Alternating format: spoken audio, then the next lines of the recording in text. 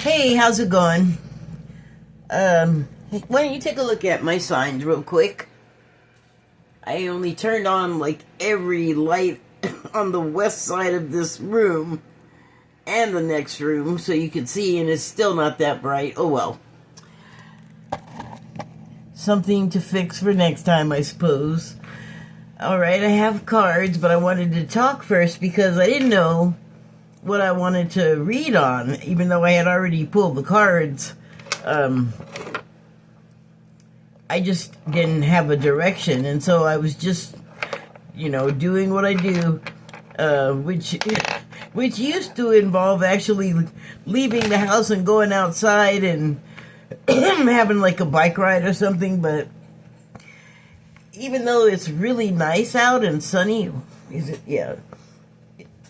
Well, now it looks like it got a little dark, so there might be a cloud passing through, but whatever.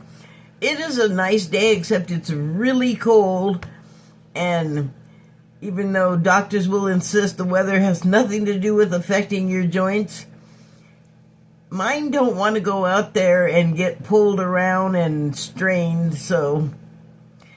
But, winter time for me is recovering from injury. I'm sure that's exactly what you came here to hear.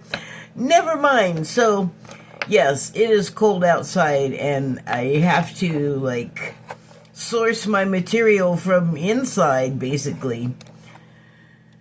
And, I didn't actually, I guess I kind of did meditating today for a long time, although that wasn't really, well, I don't know. I guess I'm talking about this now. So, geez, my lenses are, there we go. It's looking like a newspaper comic character. I'm just trying to let my eyes look normal. Alright, so anyway, sourcing from within, basically. And, I love the topic of awakening. You may have noticed. I like to talk about it. So, I did find my topic finally today, and it was on the subject of ICE and the agency, Homeland Security Agency, and I'm happy that it's not to do with any violence that they visited on anybody, because that is getting old. It was old before it even started. What a terrible plan. However, what looks like a terrible plan is probably something that was supposed to happen because of what it will induce from us. And here is where I am coming to what I wanted to talk about with ICE, is for some reason they managed to filter out any and all mention of something that Trump is famous for, and that is not paying people, employees, people he makes deals with. He's famous for, not following through on that, not honoring commitments and contracts and promises and everything. He's just nah, I'm not going to do it. And for some reason, the other stuff that he says sounds so good to them that they don't hear the stuff about how lousy he is, actually, as an employer and as a businessman, because his measure of success seems to be the number of bankruptcies he can get and, taxes he can get around paying, and don't really want to harp about that, because a lot of us do know those things about him. We did the research on, what kind of character the guy has, and in my opinion, it ain't great. Precarious phone holding stand, as usual. Hold on, there might be flipping. Okay, that seems to be good for the moment. Alright, so what they're learning belatedly is not only are they not going to get paid, at least not in the way that they thought, and probably not in the way that they found out also, because did they make it completely difficult on purpose? I think so. Because nobody wants to read the small print on a contract. A lot of people are not even qualified to understand what they were reading, even if they did. It's like, okay. It's like reading the Bible for a lot of people. They only see the uppermost layer of things and find a way to make it work, but forcing the information to fit your narrative is not reading what the information is saying. That's changing what the information is saying. So your research is flawed, I would venture to say. So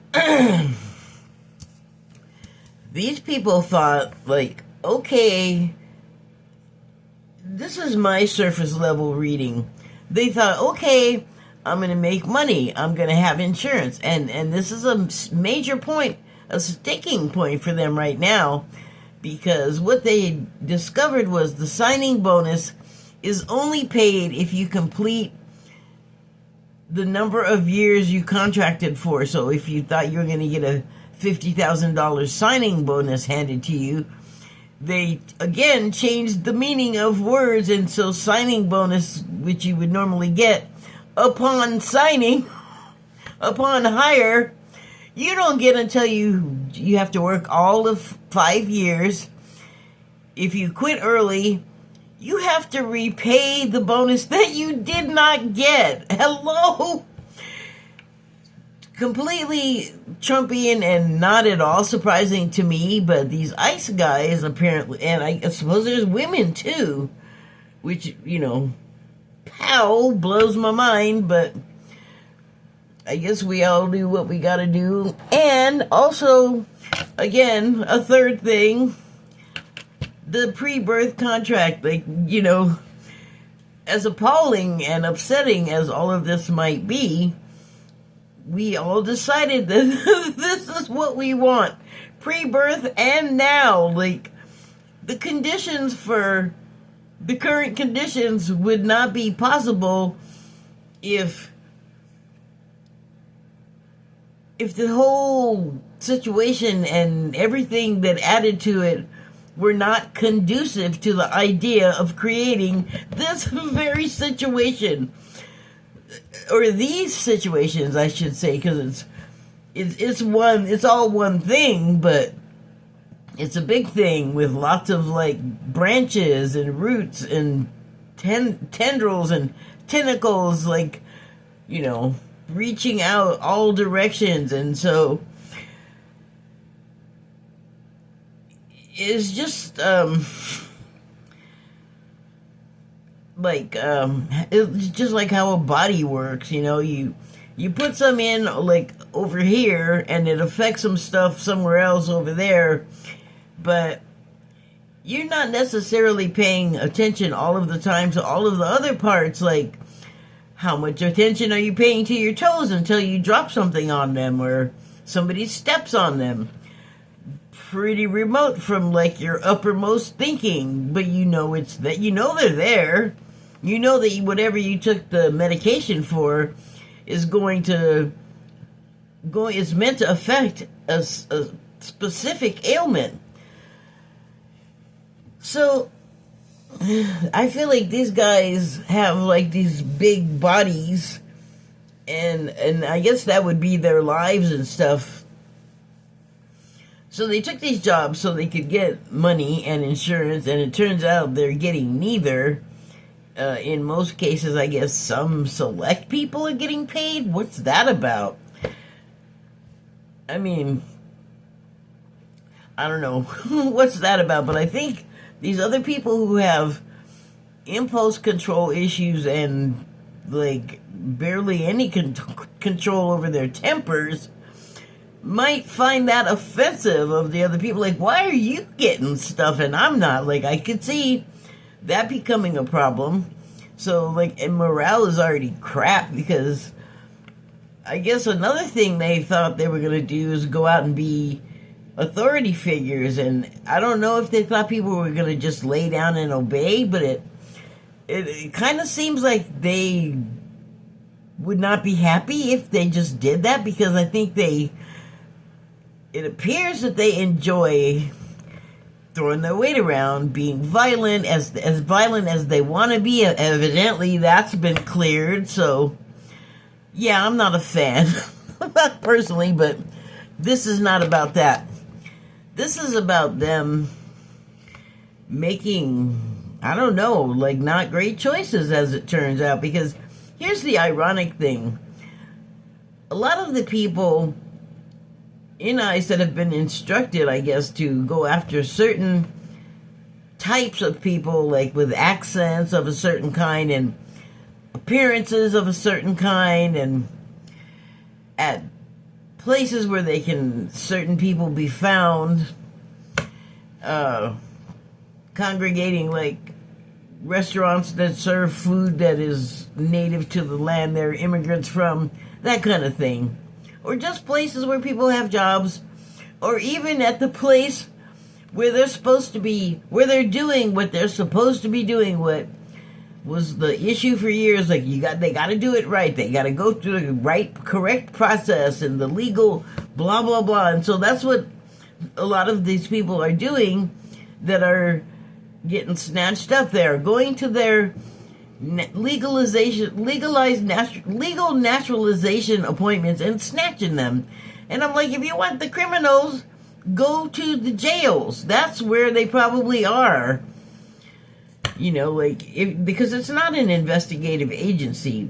Okay, I'm now veering into territory I didn't want to go into. Because really, it's ironic that, some of these guys doing the job, wearing the uniform, also have accents and are immigrants. I mean, clearly, if you hear some of them talk sometimes, they're not all Caucasian guys. Which makes me wonder, since we learned that they don't vet anything for applicants, are they illegals too? Which led me to the next thing, another thing that may have attracted them to this job was the appearance of authority, the being kitted up with the whole costume, including badge and gun, and then they're just out there, they're not doing immigration and customs enforcement. They're out there enforcing some dictate from one of the nut job administration, president, cabinet member, take your pick. They're all kind of racist and nutty that way, where it's like, you're an immigrant with an accent, with a gun and a badge, and you're brutalizing other also immigrants with accents, regardless of their legal status, because whether they got it or not, it doesn't matter. They don't even care about that. They're like, just grab the person, fill the quota, get the money. Oh, by the way, that they're not going to pay you, so you're banking bad feelings. You're getting lots of that. So what I'm getting at is they are learning some things about their choices. That's good. That is one of those things that we want to happen. That is the reason for creating the madness, is for us to realize, well, this is a really messed up way to do things, and maybe my thought process that's just gonna drive me crazy.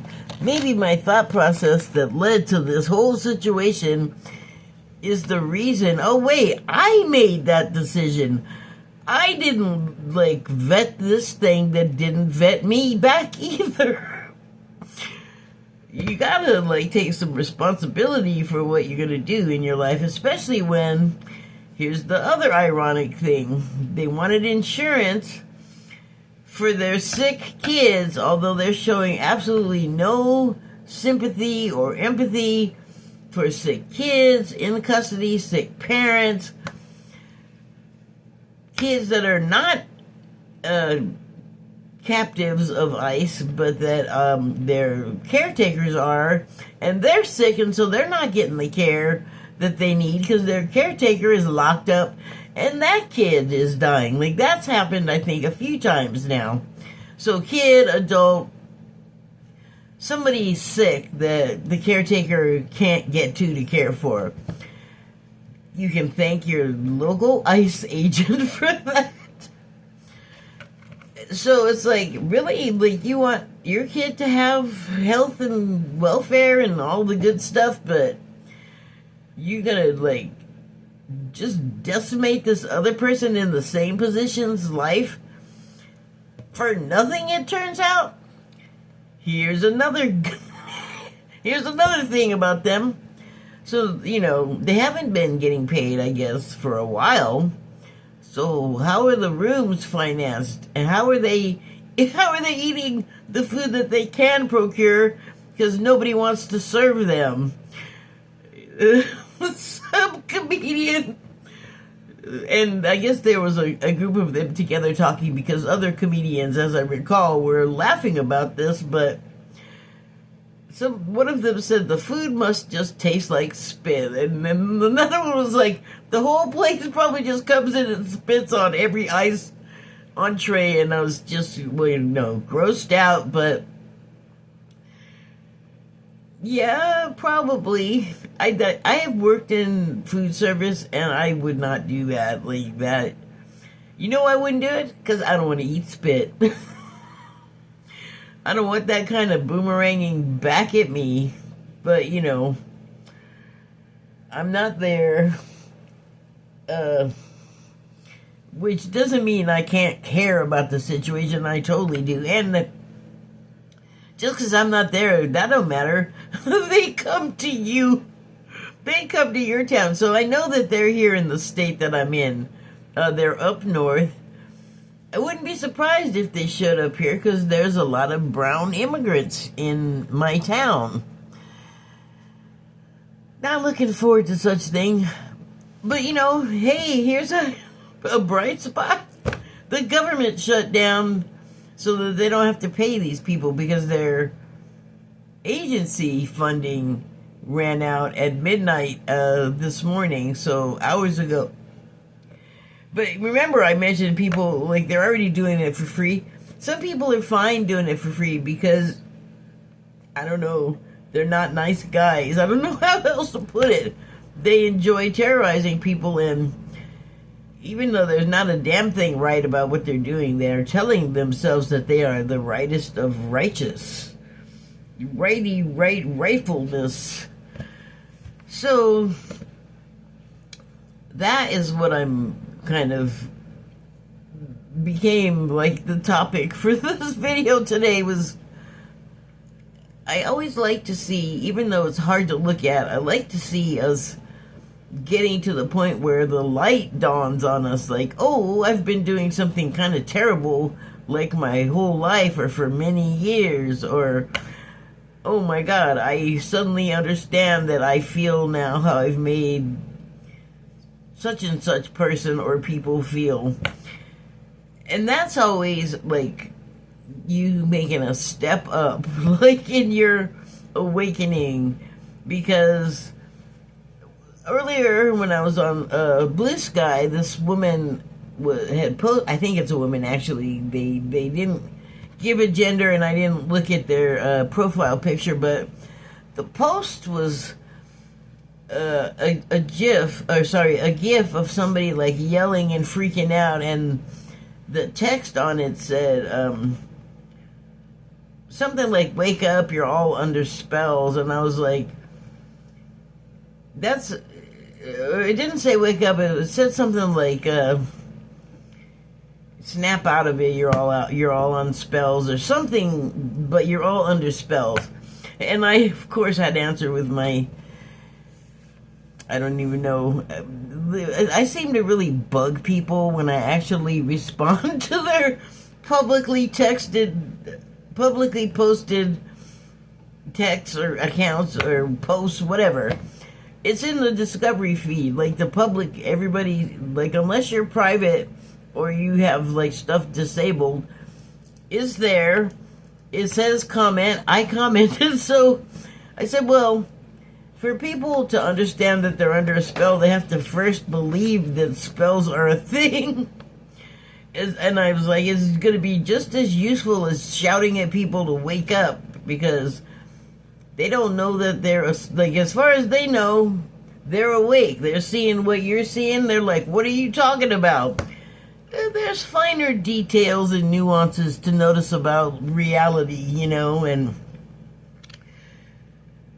actually, how real is reality? Because if you do start to wake up, or you do start to notice, like, somebody is doing something that is meant to affect me negatively, that you could say that's a spell, but it's everywhere. It's all over. It's everywhere you look, because that is the framework of reality. The thing that's often weird and different is people not playing into that, and people that do see that there's a lot of falsehood that is being fed us, that's being told us, that we've been programmed with. It's everywhere. It's in all media.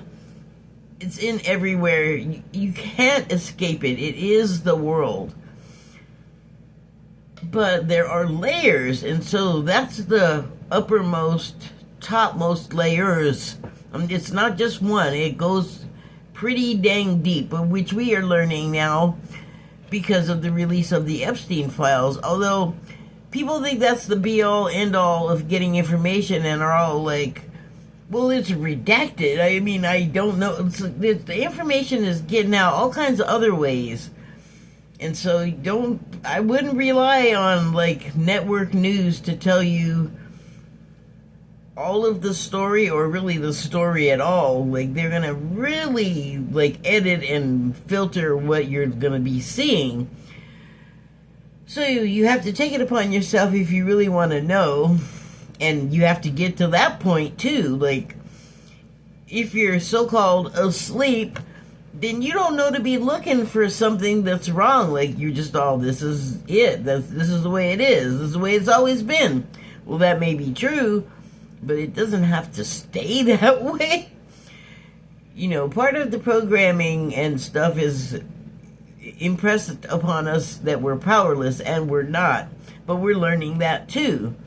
Like, we're having national strikes, which I've been calling for years, and they're like, if people answered or responded, it was negatively. They're like, oh, we can't do that. What about this and what about that? And it's like, God, can you be a little creative? Maybe you don't do it all everywhere at once. Or maybe you do that, but you only do it for a day. Maybe you prepare in advance and everybody knows you're going to do it. And everyone that's not going to be like going to their job or patronizing whatever outlets, you have the stuff at home. Like, you have food and water and whatever else you need, medicine, blah. You get it, and then the strike happens, and that's called organizing. You gotta, like, talk to each other.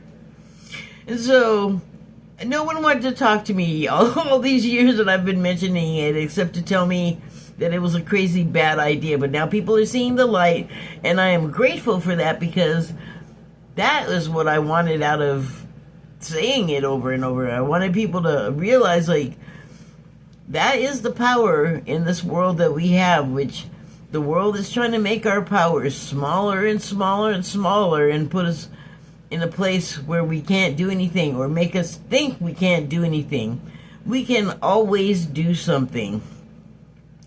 The more they take away, the more alternate means of doing what we need to do and getting that done that we're going to come up with. So I know the impulse is to be afraid and fearful, but don't. Like, all of the terrible things that have happened in history, we still have people here. There have been survivors of the worst possible things. That is fear getting all up your backside and messing up your program. Well, you want to mess up your programs. Anyway, so On that note, those notes, I have cards. So I pulled a Declarations of Mary Magdalene card, and it says, "As thou receives the love of God through kindness from another, thou too shalt continue the cycle in the vibration of love, which continues elevated levels of light, love, and compassion within humanity, with nothing expected in return."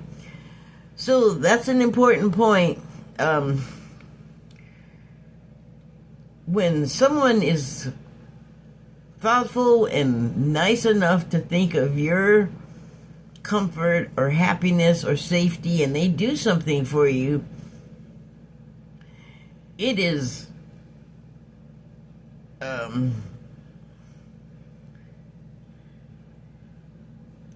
that is something you perform in the higher sort of echelons of love light when you're sharing that way. And it is especially powerful when you just do it and it's not a quid pro quo. Although, if you are the recipient, you should always find a way to pro that quo. It doesn't have to be necessarily to the person that initially bestowed the kindness upon you, but it's always good to pay it forward, however you can, whenever you can, and always to be grateful. I mean, if someone gives you something and you're ungrateful and you, like, even insult them or the gift, how does that go over? Not great. Everybody looks at you like you're some kind of turd, because you are. Even if it's something you don't like or appreciate, that could change over time. And also, someone thought about you enough to gift you something, to think of you and go, I think this person would like, or they might need this, and they just want to help. And you're gonna get, like, ungrateful and mean about that? Shame on you. That's habit. Let me just edit that out. I can't. I said it. Shame, reacting that way is a choice. But it could also constitute a lesson for both the recipient and the giver to, like, have to say the giver is like, you give someone and you've thought about it, like they would like this, and you, like, went to the trouble to package it nicely and present it in a way, a loving way, and then the person is, like, less than thrilled. So then you're like, okay, I thought I was going to get gratitude back, and I got this instead. So then you have that to process. That's another one of those life gives you lessons in every moment kind of situations. And so,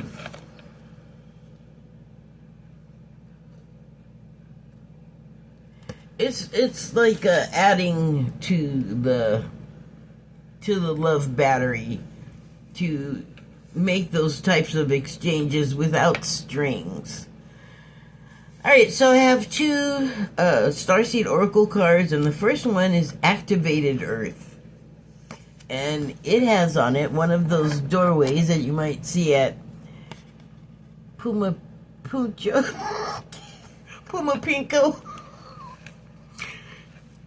It's in South America. Ancient Aliens goes there all the time. It has the places that have those impossibly large stone monuments that, to our modern way of thinking, we're like, there's no way those mud people, those cavemen could make that. How did it get there? Maybe those people weren't what we thought they were, and that they also had help. But here is yet another portal on these things and a doorway. But this Activated Earth is the card. And the thing about these doorways is, it seems that, they have, like, symbols and things all around them. They're in sacred places. Maybe it's not just a metaphor that you see the symbols or read the symbols or intone them, like whatever the situation calls for, to activate the doorway on Earth. So the subtitles on this card are power places, like I was just talking about, ley lines that lead to the power places, and also carry their own type of energy. Trust where you're led. So this is not the same as, like, you know, whatever your state Department of Transportation type road signs. This is pointing to something that was in existence way before road signs and municipalities and bureaucracies, and it's on a sacred place because there are energies there that add to and or create the power of the place. And so you activate them by, I think, the symbols, by reading them and then saying them, imbues the person about to pass through the portal with a power to activate the portal. And then you're not just stepping through this thing and you're just on the other side of an edifice. You actually are transported to a different place. I think that's what a lot of these portals were about. And I just am getting, like, you know how on Star Trek they have, like, they can beam you up and down or whatever? Similar kind of thing, but it works from its location. It's not like you don't need a starship to turn it on or to move you around. That's a different level of power and understanding than many of us currently possess, but I think we're in those times where these kinds of secrets are being revealed to us. So let me real quickly read what it says about this card in the book, because it did have some good things to say. Yes, I did go first and just read it. And you see, I don't have on my cool guy glasses because I can't see out of them that well anymore. And these are the glasses that I got with the prescription that wasn't working for a while. And they're like, your eyes will get used to them. And I'm like, I don't believe that, because that's never been the case before. But I just put them on like 2 days ago because I wanted to read this thing. And I realized that my eyes did get used to them.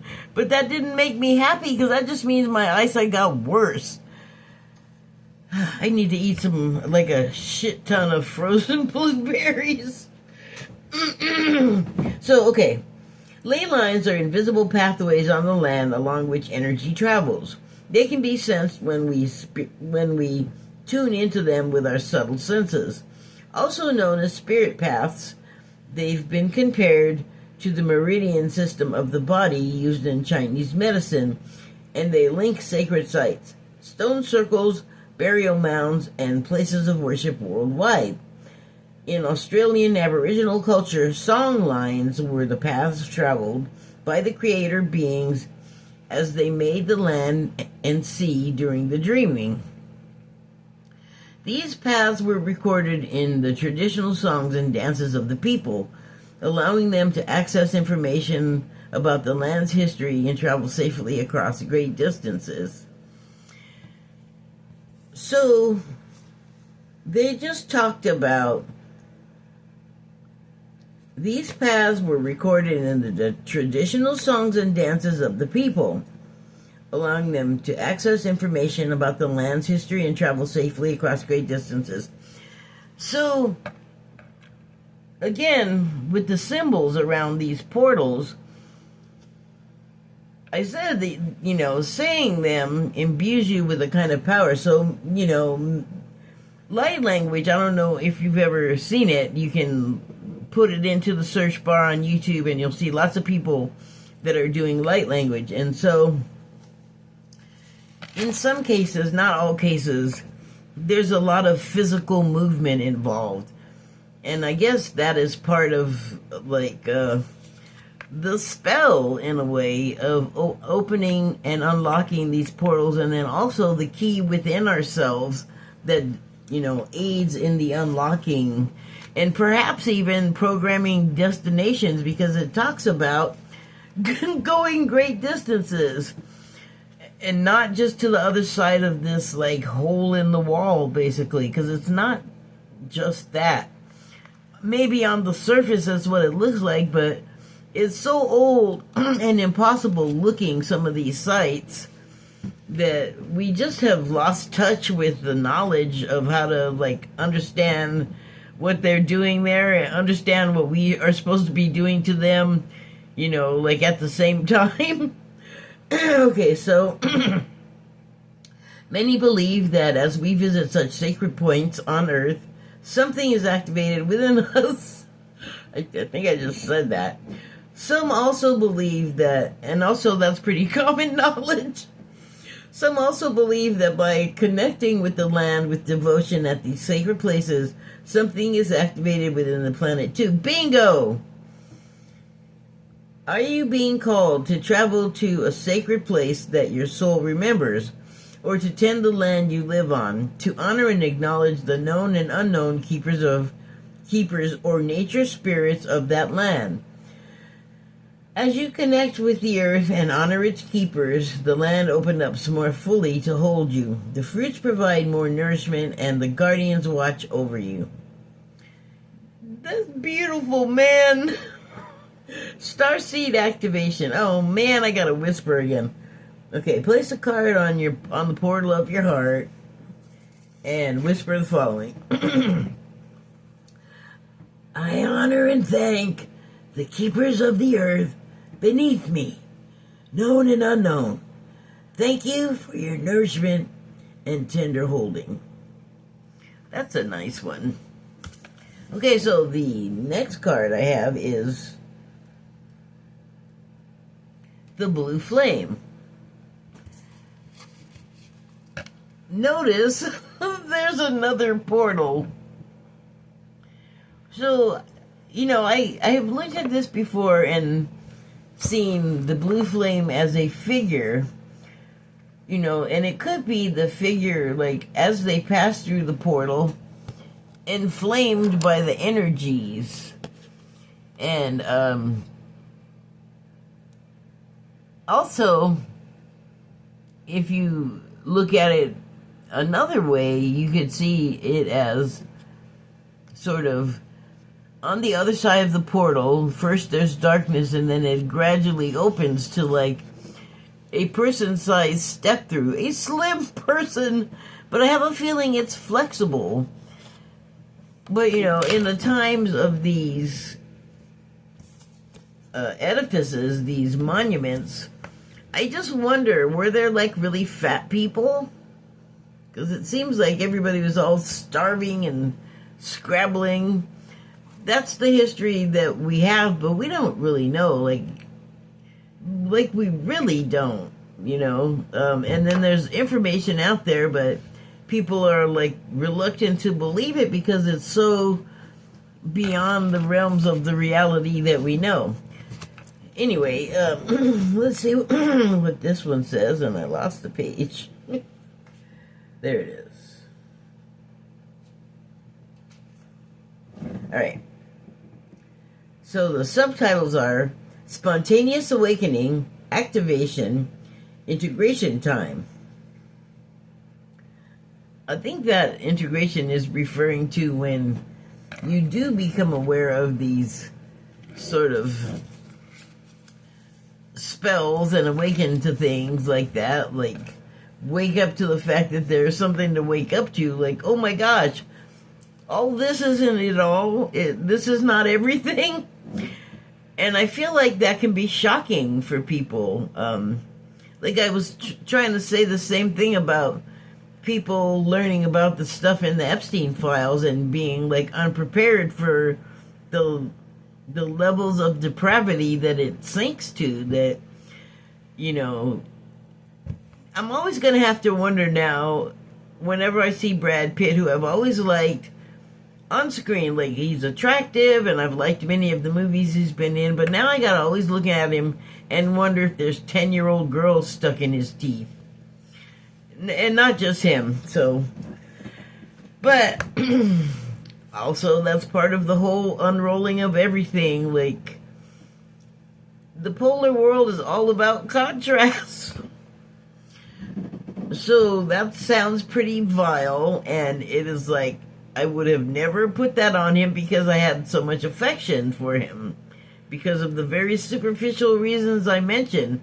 Because what I've learned about famous people is many of them have something mental wrong with them. Or they're just not nice people. And one reason I've always kind of had, not pity for Brad Pitt, but I guess empathy, and it is that when you're a person, I'm just guessing, that's very attractive, then people put all of their own stuff on that, and that becomes their perception of this person, even though they can talk to the person. And it's like, I have thought many times that maybe the reason why so many attractive people are so irritable is because they immediately think, and probably are often right, that people only see them as a superficial, I don't know, boner material. And so, I mean, that's got to get old, where you just can't talk. Like somebody rich never knows if people that are not also rich, and probably them too, but they probably don't ever feel like they can know for sure if people's affection is genuine, like if they are authentically your friend and not just because you're super rich.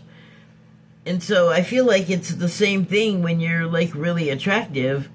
People are seeing that pretty much first, and that's it. Because then it's like, it is like tinging so many of their personal things that the person that is the attractive person behind the face, I'm sure feels like they're just lost in the whole translation. And even though there's like a world of people that say they love you and they're your biggest fan and blah blah blah, they don't know you, they don't know anything about you. So I imagine that has some kind of effect on people. And then, like I said, they're often just not nice people. It could be for so many reasons. I'm not even going to try and speculate on that one. But it sure is common, because I've met very many, and so few of them are just regular, normal people to talk to. Like, I wouldn't like lose it over the person, because that's just embarrassing. I mean, I've been in a not even the same realm of fame, but I've been able to experience a higher than average level of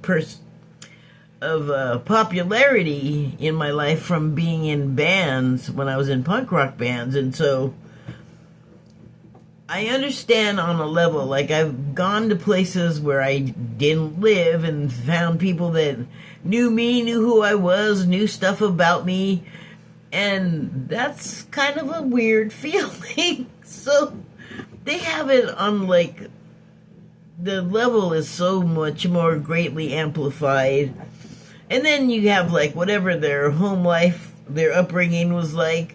Like, I've been watching a lot of these sort of tell-alls on, like, old classic stars, and the things you learn about them and their lives and how those experiences might have shaped them kind of tells you a lot. And then, like, the 40s through the, I don't know, forever, but like the 40s through the 60s sound like a pretty terrible time to be a property in Hollywood, because basically that's what you become once you sign those contracts and get all sucked into that system.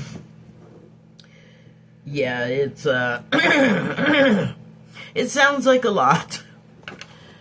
So